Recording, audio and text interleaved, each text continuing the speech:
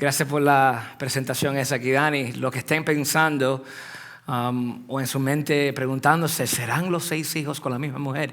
Sí, son todos con la misma esposa, la única esposa que he tenido en mi vida. Porque en Miami por lo menos 6 hijos es algo tan extraño que siempre fue la pregunta, nosotros salir a un restaurante, a comer, a cualquier lado, siempre esa era la pregunta, ¿son todos de los 2? Sí, por gracia del Señor. Y en los últimos 6 meses nuestra vida ha sido, ¿cómo diría? Trastornada, podemos decir, en forma positiva, en el sentido que 2 de nuestros hijos se casaron. Mi hija Victoria se casó en enero y nuestro hijo se casó el 21 de mayo, hace un par de semanas. Y a los 3 meses de Victoria estar casada con Kevin, un muchacho puertorriqueño que amamos muchísimo, nos enteramos que estamos esperando un nieto. Y ya sabemos que el nieto va a ser varón. Por eso estoy vestido de azul, hermanos. Pero honestamente les mando saludos de la iglesia Providence Road Church en Miami. Una iglesia que regularmente ora por ustedes, que está atento a lo que está sucediendo acá. Tuvimos el privilegio de tener aquí Dani y Sara con nosotros. Cuando lo vi esta mañana le dije, ¿pero qué tú haces aquí?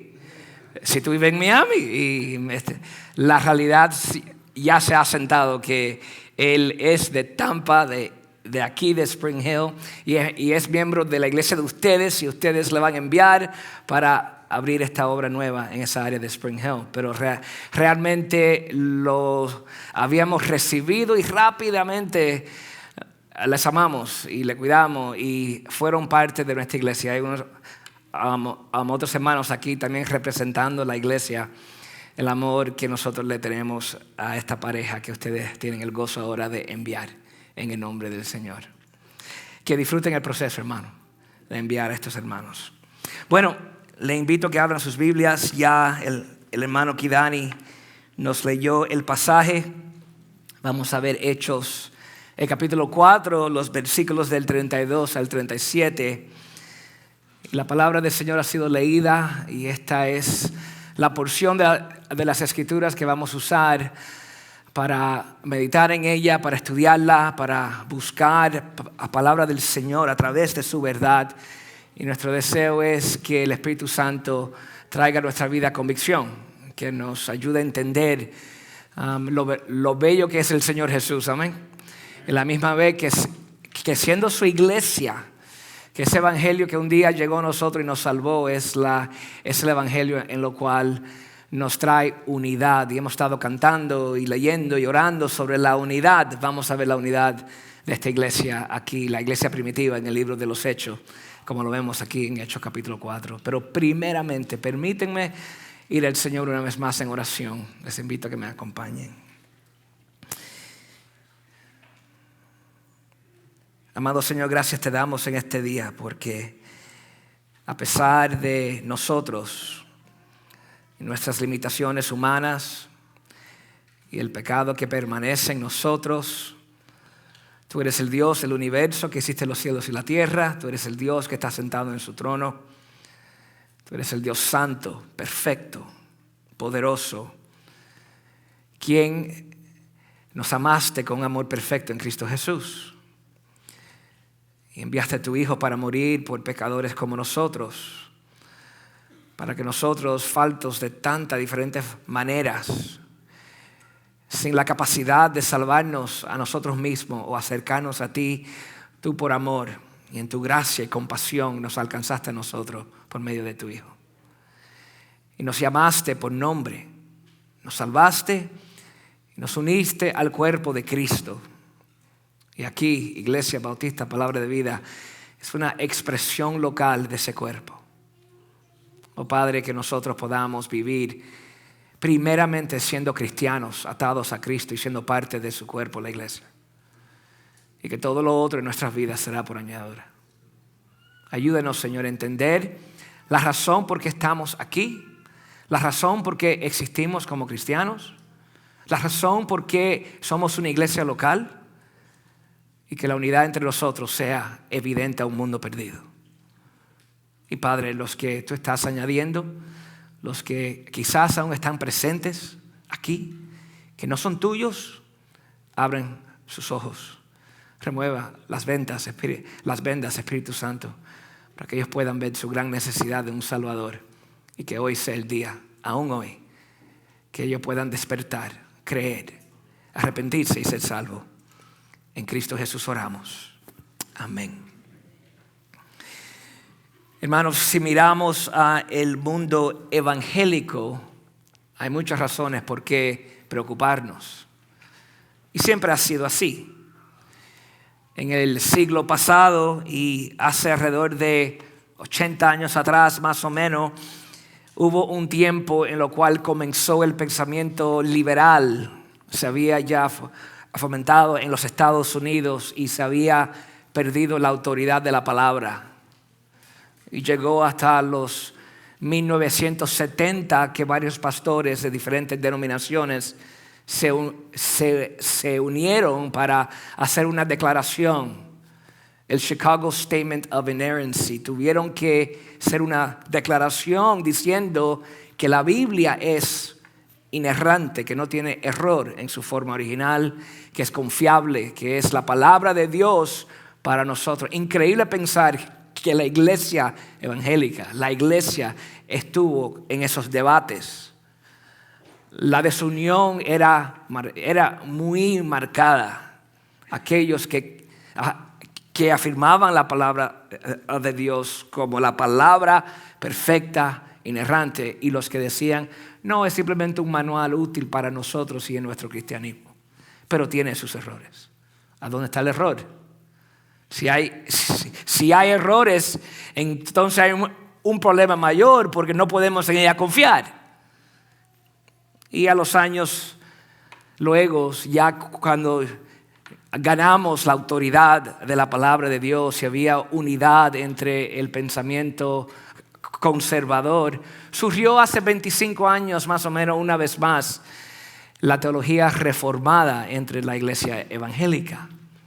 Y allí comenzó otra vez la desunión. Los calvinistas y los arminianos sobre la soberanía de Dios, sobre la elección, las doctrinas de la gracia. Y han habido esos debates y por gracia de Dios el pensamiento reformado ha sido de bendición. Hemos visto bien presente la idea de la predicación expositiva, de tener un pensar bien centrada en el Señor y no en el hombre.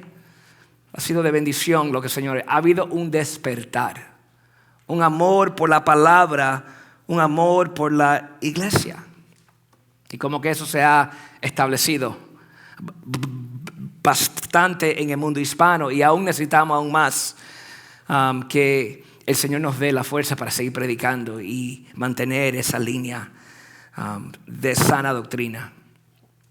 Pero en los últimos años hemos visto aún desunión en lo que es de qué formas aplicamos la verdad de la Biblia.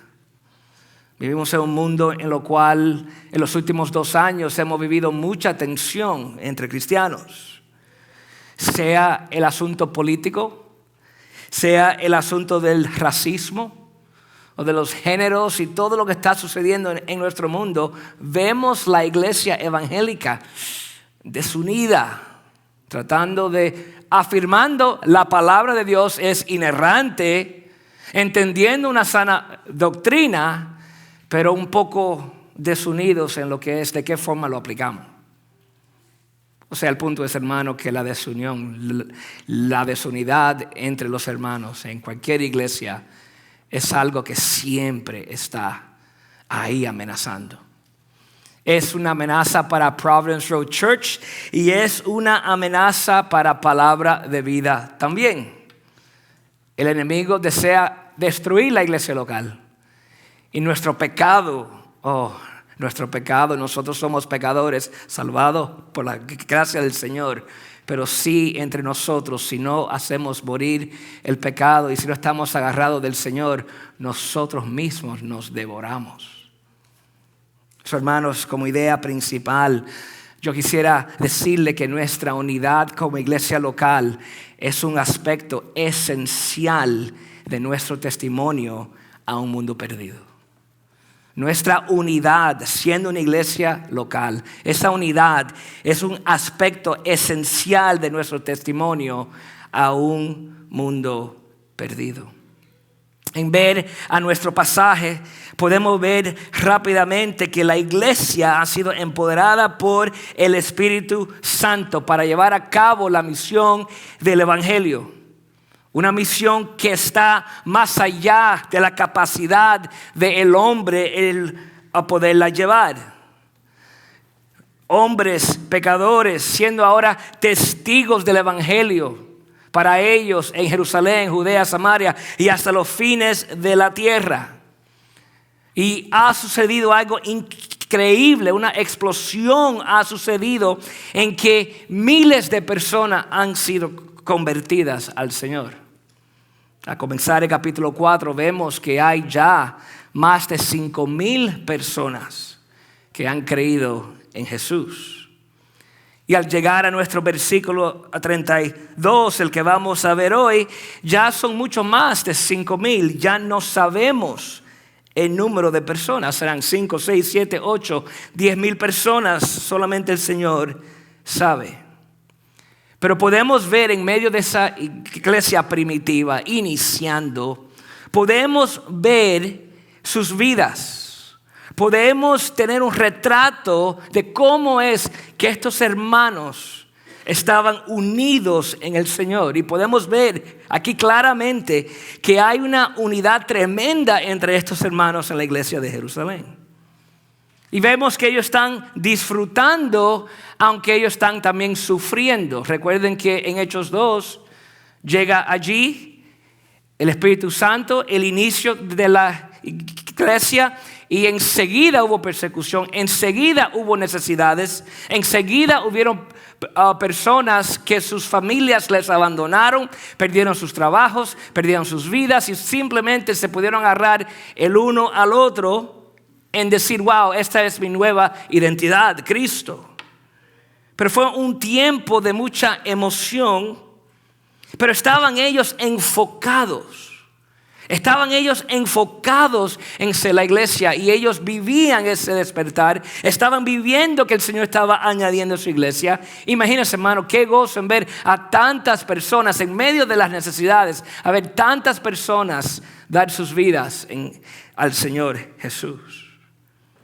Por lo tanto, nosotros debemos trabajar en nuestra unidad en forma similar y yo quisiera desempacar estos versículos en tres verdades. Tres verdades que para nosotros, si lo pudieran anotar, fuera bueno para que se recuerden esto que les voy a dar ahora. Y la primera idea es esta: que la unidad entre nosotros proviene de la fiel proclamación del Evangelio. ¿A dónde es que empieza esa unidad entre nosotros? Comienza con el Evangelio predicado, creído, recibido.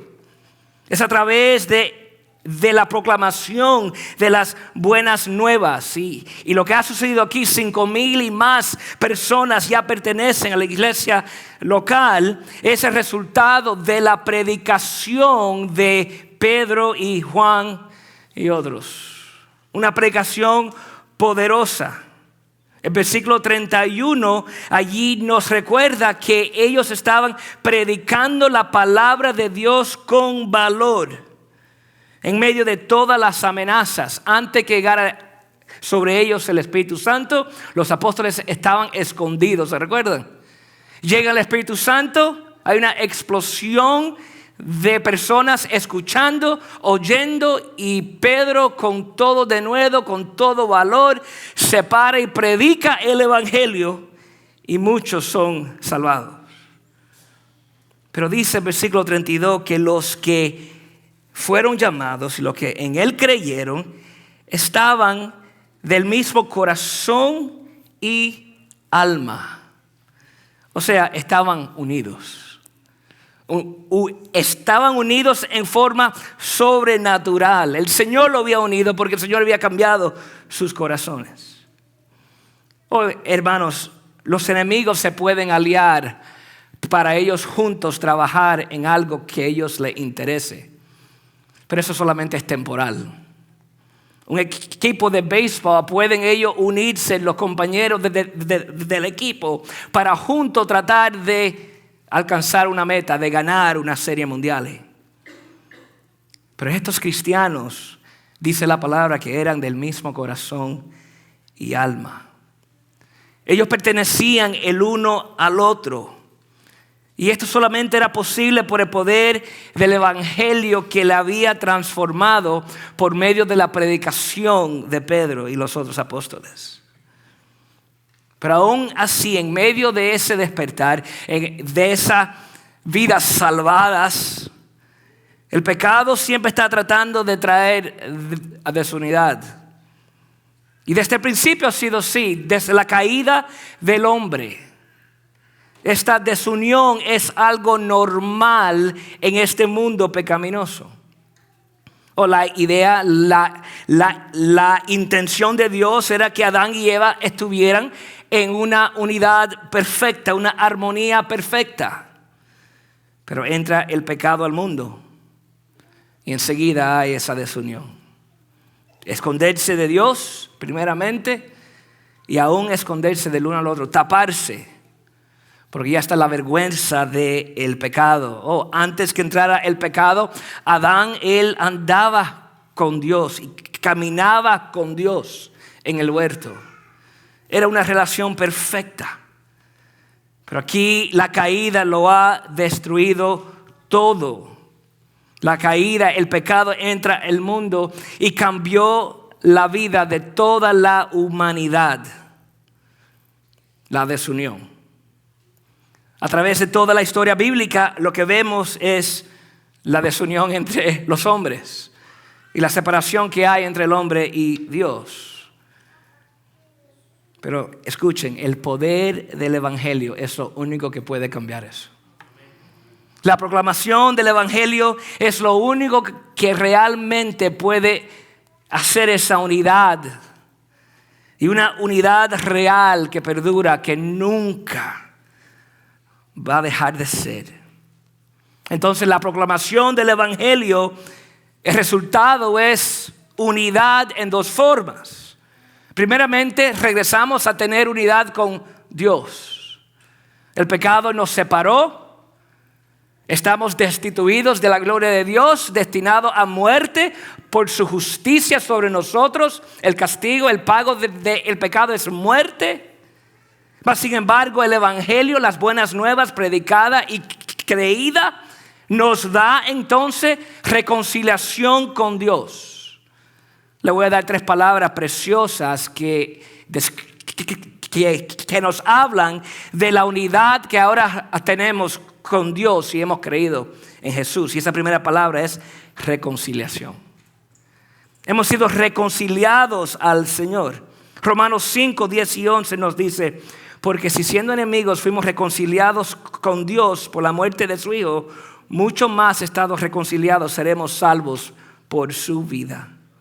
Y no solo esto, sino que también nos gloriamos en Dios por el Señor nuestro Jesucristo, que por quien hemos recibido ahora la reconciliación. Si tú has creído en Jesús, tú has sido reconciliado a Dios. Y fuiste reconciliado a Él porque un día escuchaste las buenas nuevas de Cristo. Un día el evangelio fue predicado, lo escuchaste, lo creíste. El Señor abrió tu corazón y tus ojos y creíste. Y en ese momento fuiste reconciliado a Dios. Qué palabra más preciosa. La segunda palabra es adopción. Hemos sido adoptados si hemos creído en Jesús.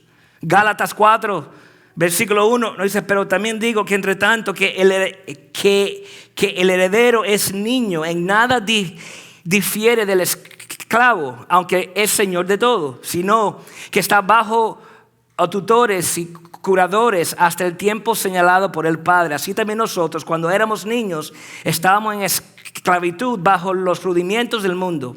Pero cuando vino el cumplimiento del tiempo, Dios envió a su Hijo, nacido de mujer y nacido bajo la ley, para que redimiese a los que estaban bajo la ley, a fin de que recibiésemos la adopción de hijos.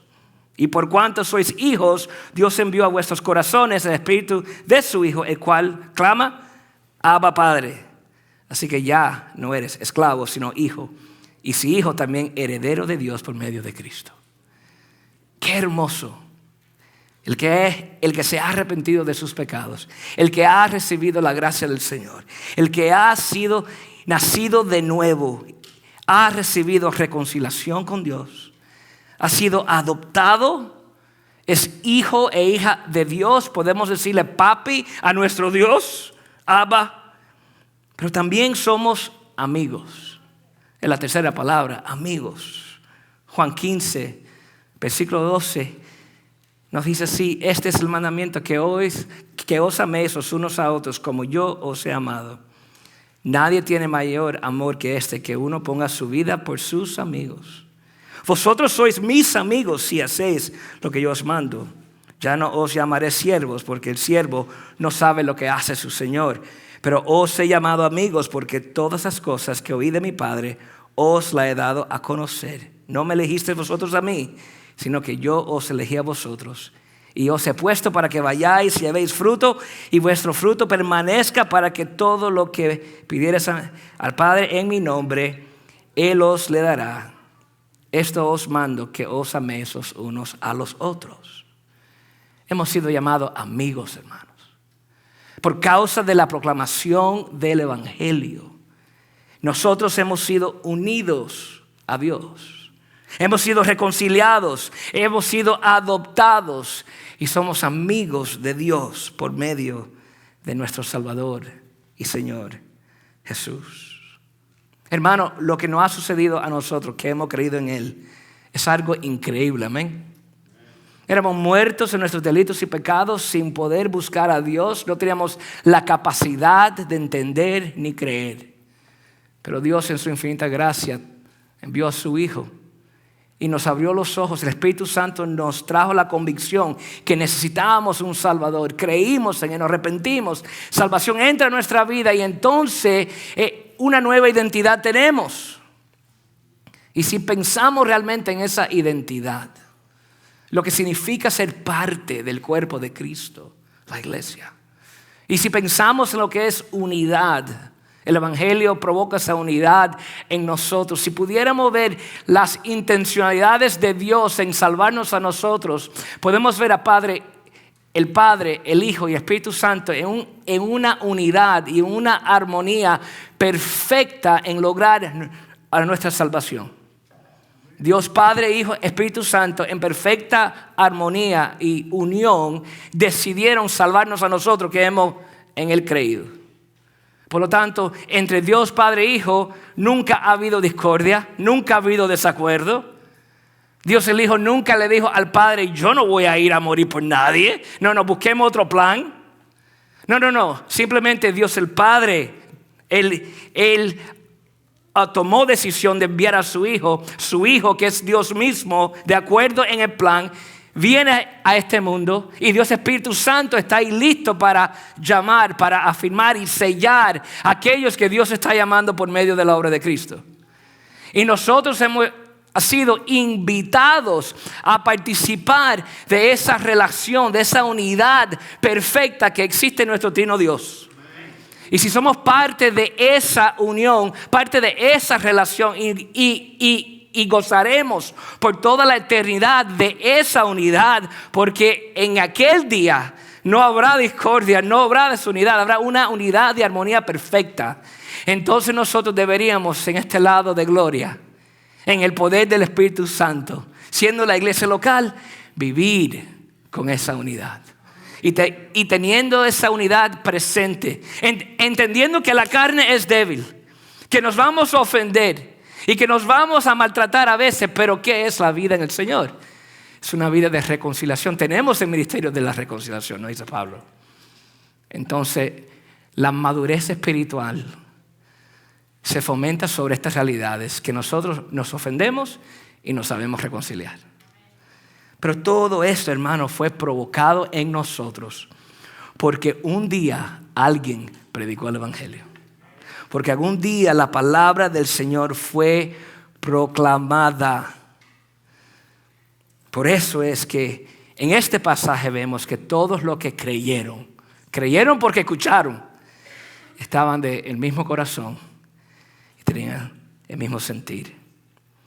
Entonces el Evangelio provoca unidad con Dios, esa reconciliación, esa adopción, esa amistad, pero también provoca unidad entre nosotros, como ya les dije. Jesús, la oración de Jesús en Juan 17, que nosotros seamos uno, igual que Él y el Padre, uno son. Esa oración es tremenda y Él nos dio esa oración para que nosotros pudiéramos ver su corazón en la forma en la cual Jesús está pidiendo por sus apóstoles y por no solamente ellos, todos los que van en Él también creer.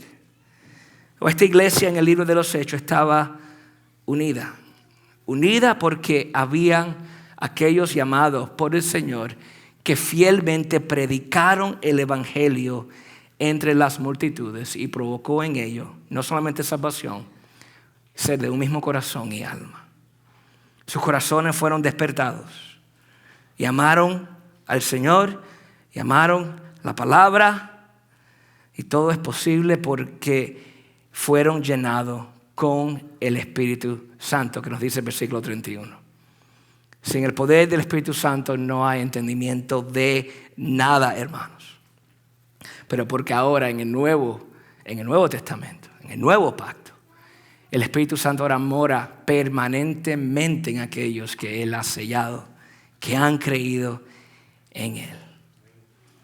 Pero miren las actitudes de estos hermanos. Ninguno decía ser suyo propio nada de lo que poseía, sino que tenían todas las cosas en común. ¿Ven lo que está sucediendo aquí? Esto, hermanos, no debería ser algo radical para nosotros. Esta idea de que todo lo que yo tengo lo voy a usar para avanzar el reino y para amar a la iglesia de Cristo, no debería ser algo radical, debería ser parte normal de la vida cristiana. Pero a veces nosotros no entendemos bien y a veces estamos tan ensopados en nuestro sueño americano y en nuestras propias vidas que a veces que nosotros a veces vemos a personas hacer simplemente cosas cristianas y lo vemos como algo radical. Por ejemplo, vemos a un joven de 15 años que está amando la palabra, está estudiando la palabra. Todos nosotros enseguida decimos, wow, ese a lo mejor un día es pastor. Simplemente está estudiando la palabra porque ama al Señor. Es algo que simplemente hacen los cristianos.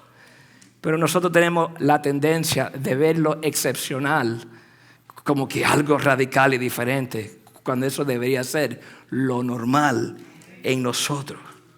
El Evangelio nos debe transformar de tal forma que debe aumentar en nosotros un amor por el Señor y un amor el uno por el otro, al tal modo de decir, lo que yo tengo, soy simplemente mayordomo. Lo que el Señor ha puesto en mis manos para avanzar el Evangelio, para cuidar de los demás, para asegurar que la iglesia de Cristo prospere y que sigan adelante en la obra de lo cual el Señor nos ha encomendado. Esto es lo que hace la unidad. Velamos los unos por los otros. Juan 13:35, en esto conocerán todos que sois mis discípulos si tuvieran amor los unos con los otros. La pregunta para nosotros es cómo estamos poniendo on display a un mundo esa unidad. ¿Deseamos realmente servirnos los unos a los otros? ¿Suplir las necesidades de los unos y de los otros? ¿Animar a los demás? ¿Amonestar a los demás?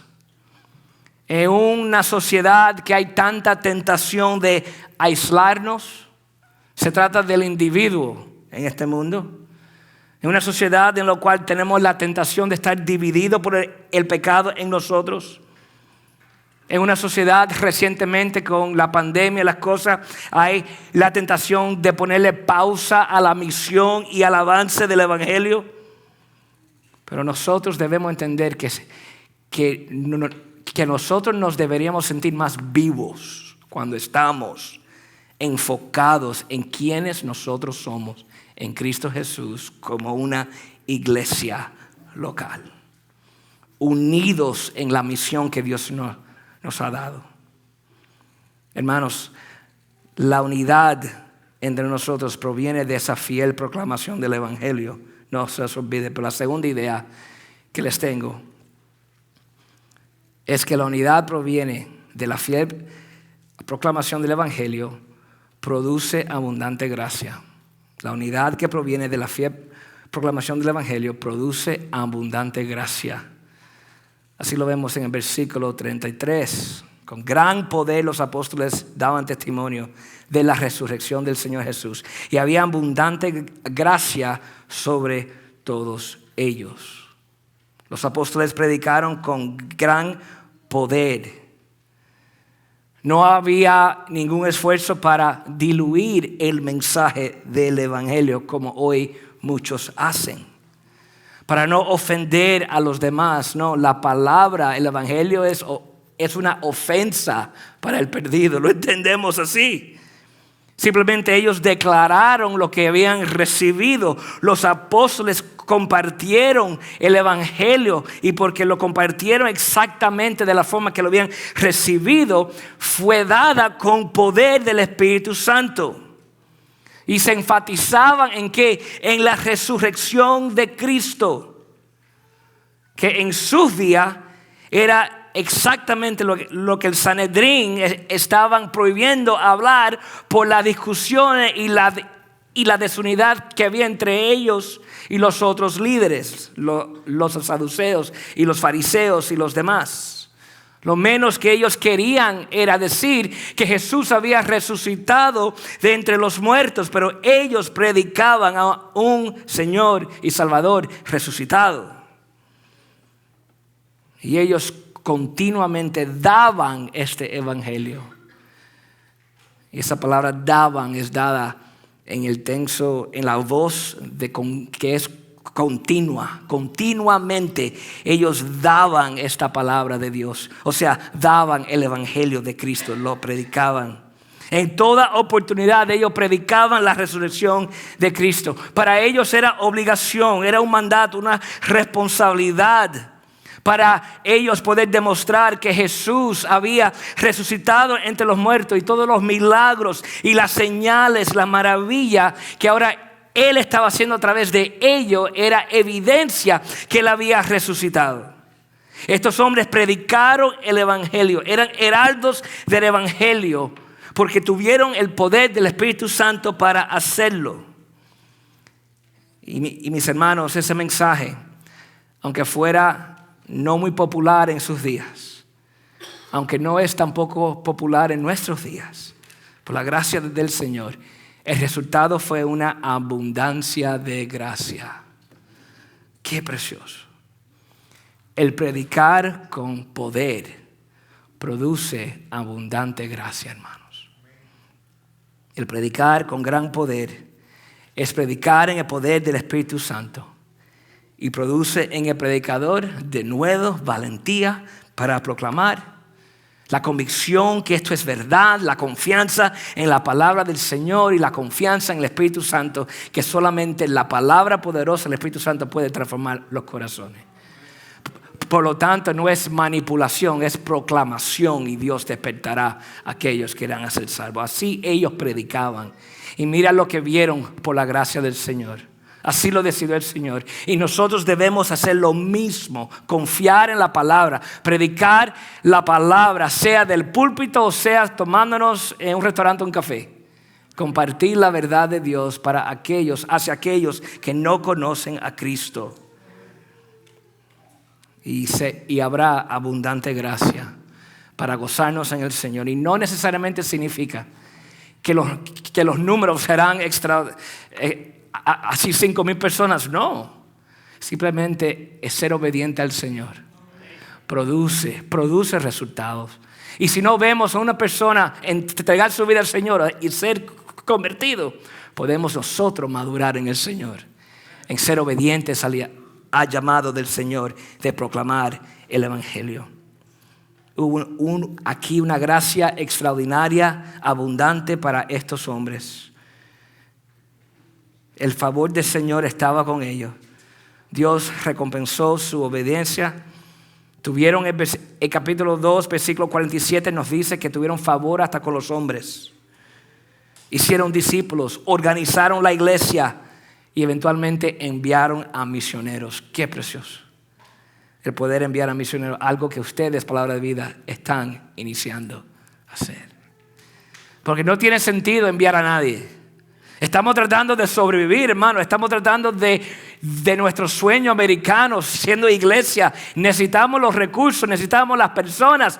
Pero no tiene sentido ninguno una iglesia decir, enviemos a unos hermanos a plantar una obra nueva. Mas, sin embargo, ese es el llamado. Porque amamos más el evangelio proclamado y avanzado, más que simplemente nosotros crear la seguridad que estamos buscando. Eso lo están viviendo ustedes. Eso lo hemos vivido nosotros en Providence Road. Hemos enviado 3 iglesias, hemos apoyado 7 o 8. Y yo me recuerdo en esa primera iglesia, 25 personas se fueron. Y yo estaba temblando en las rodillas. No puede ser. Ese año, hermanos, enviamos a 25 y llegaron 46 o 48, algo así. Y aunque no llegaran, celebramos que, oye, esto no se trata de nosotros. Se trata de la abundante gracia del Señor dada a nosotros por medio de ese evangelio que un día fue predicado a nosotros. Confíen, atrévense, hermano. Será algo radical por el Señor. Y están iniciando en plantar una iglesia, se los aseguro. La iglesia se gozarán en ver una obra nueva. Y mi deseo es que la experiencia sea tan preciosa que estén buscando ver en qué momento plantar otra. ¿Cómo que así? Así es, hermanos. Y este debe ser la visión nuestra, la visión de ustedes. Es una visión de ver el evangelio moverse, el reino ser expandido. Y algunos se van a ofender y otros se van a salvar. Pero el mensaje es de Dios y el crecimiento es de Dios. Y todo es de Él y para Él. Y esto no se trata de nuestros logos de iglesia y edificios. Se trata de un reino que el Señor nos ha llamado a nosotros a avanzar por medio de esa proclamación y por medio de esa abundante gracia que Él nos da para que nosotros nos gocemos y para que nosotros sigamos inspirados para seguir empujando. El misionero William Carey, el padre del movimiento misionero, dijo: espera grandes cosas de Dios, intenta grandes cosas para Dios. Qué hermoso. Y por último, hermanos, la unidad que proviene de la fiel proclamación del evangelio produce una cultura de generosidad. Aquí vemos en los versículos 34 y 35. No había pues ninguno necesitado entre ellos, porque todos lo que poseían, tierras o casas, las vendían, traían el precio de lo vendido y lo depositaban a los pies de los apóstoles. Y se distribuía a cada uno según su necesidad.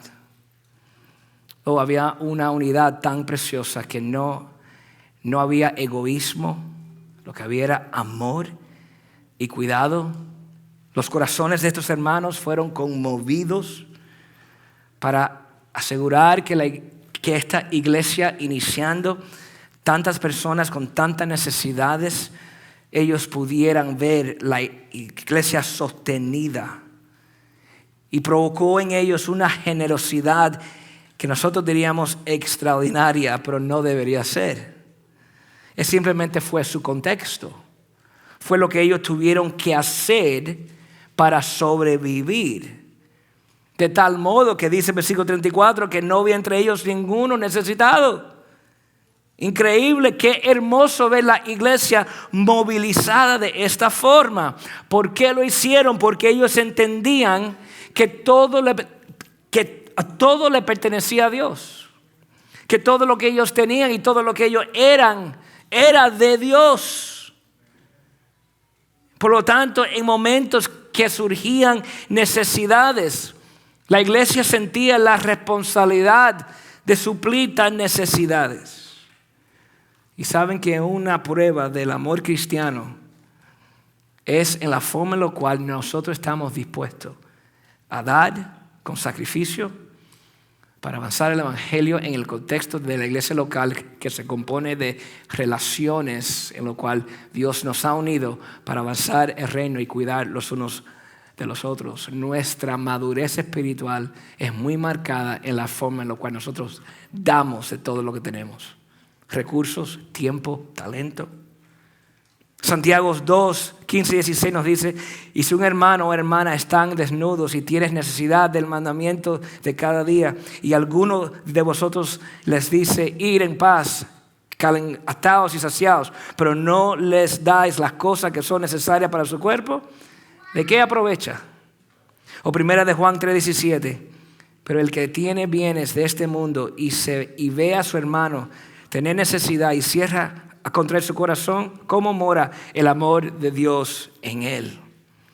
O el ejemplo perfecto es en 2 de Corintios 8, los versículos del 1 al 5. Asimismo, hermanos, dice Pablo, os hacemos saber la gracia de Dios que se ha dado en las iglesias de Macedonia, que aún en grande prueba de tribulación, la abundancia de su gozo y su profunda pobreza abundaron en riquezas de su generosidad. Pues doy testimonio de que con agrado han dado conforme a sus fuerzas y aún más allá de sus fuerzas, pidiéndonos con muchos ruegos que se les concediésemos el privilegio de participar en este servicio para los santos, y no de la forma que lo esperábamos, sino que así mismo se dieron primeramente al Señor y luego a nosotros por la voluntad de Dios. Esta iglesia que tenía una pobreza profunda y tribulación, estaban dispuestos y listos para generosamente dar más de lo que tenían para apoyar la iglesia en Jerusalén. Una iglesia que nunca habían visto en sus vidas quizás. Wow, qué forma de responder a las buenas nuevas de Cristo y entender nuestra identidad en Cristo. Obviamente en este pasaje hay una situación, un contexto único. Recuerden que miles de personas se han convertido y están en Jerusalén y han pasado unos días terribles, perdiendo sus trabajos, desahuciados por sus familias, y hubo una necesidad grandísima. Pero lo que tuvieran que hacer, ellos lo hicieron y el Señor le dio la fuerza para hacerlo. Se amaron de tal modo que llegaron a tener todo en común. ¿Por qué? Porque ellos eran la iglesia. ¿Cómo nosotros nos tratamos los unos a los otros? A veces tratamos a nuestros hermanos en el Señor como un compañero del trabajo. Te veo en el trabajo, te saludo, pero cuando yo me voy, ni pienso en ti, voy a mi casa porque ahí es donde está realmente la gente en la cual yo me relaciono. A veces tratamos a los hermanos así de la iglesia. Estos son tus hermanos en Cristo. Y ellos son literalmente tu familia, más que tu familia carnal que no conoce a Cristo. Porque tu familia terrenal que no tiene al Señor Jesús, tu relación es temporal con ellos. Pero si tienes una familia en Cristo, tu relación con ellos es eterna. Y debemos practicar hoy lo que ya es verdad en nosotros. Ellos en su día hicieron lo que tuvieron que hacer para sostener la obra, para sostener la iglesia. Vendieron sus tierras, vendieron sus propiedades, dejaron su sueño americano para lograr los propósitos de Dios. Ahora, muchos usan este pasaje para decir, mira, el comunismo es algo bueno, ¿viste? Aquí hay evidencia de lo que es el socialismo y el comunismo. Hay una diferencia muy grande, hermano. Porque estos hermanos primeramente lo hicieron voluntariamente. El comunismo te obliga. Muy diferente. Esto era voluntariamente. Los apóstoles nunca demandaron de ellos simplemente le nació en su corazón vivir con menos para apoyar la obra, la iglesia. Tampoco esto fue redistribución, ¿no? El propósito nunca fue a nivelar a todo el mundo, porque no puede haber rico entre nosotros y más pobre. Todo el mundo tiene que ser parejo. Eso es lo que dice el comunismo. Esto es muy diferente. Esto simplemente dieron porque habían necesidades serias, críticas. Y lo otro que yo diría es que esto simplemente fue entre los hermanos de la iglesia, que es muy diferente que el comunismo. Esto es amando la iglesia de Cristo. Porque entendieron ellos y deberíamos entender nosotros que somos una familia. Entonces ellos con mucha responsabilidad y en estos recursos que el Señor le había dado, ellos ejercieron sabiduría y discernimiento. Por eso el versículo 35, ¿qué ellos hicieron?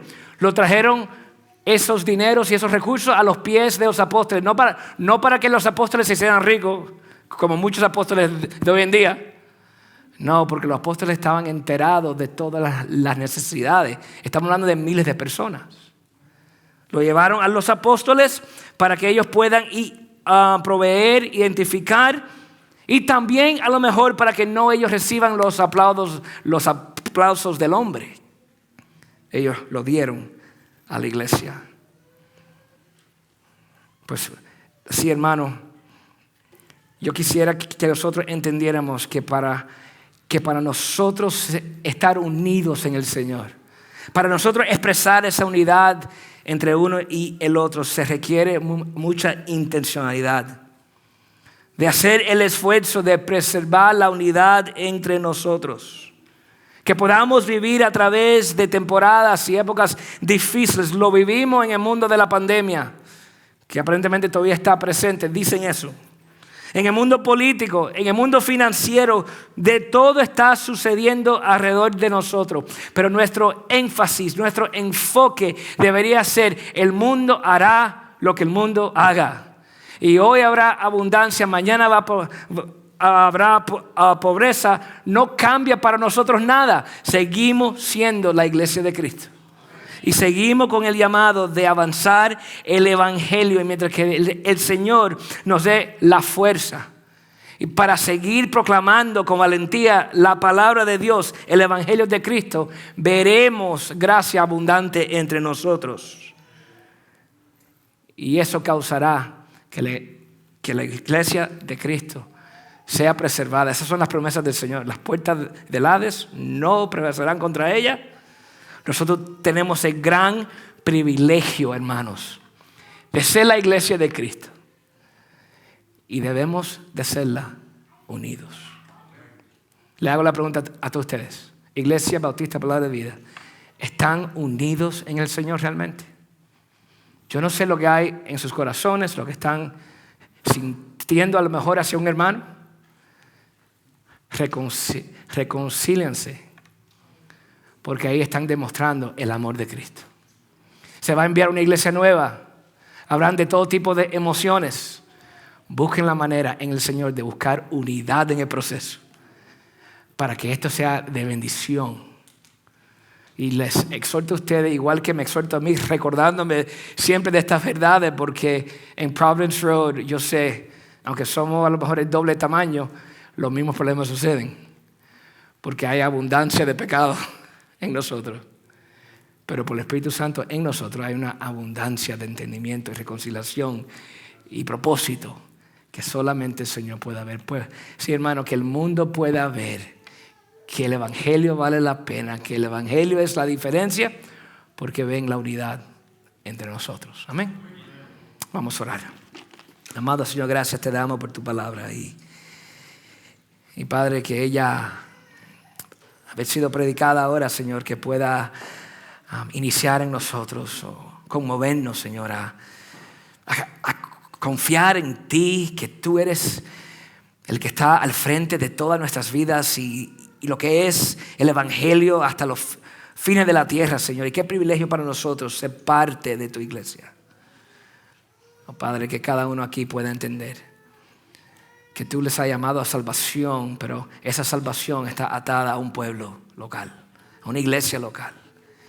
Y que en cada momento de abrazarnos, de saludarnos, de compartirnos la palabra, de orar los unos por los otros, de cantar unánimes acerca de nuestro Salvador, que eso nos haga recordar lo especial, el privilegio que tenemos de ser parte de la iglesia.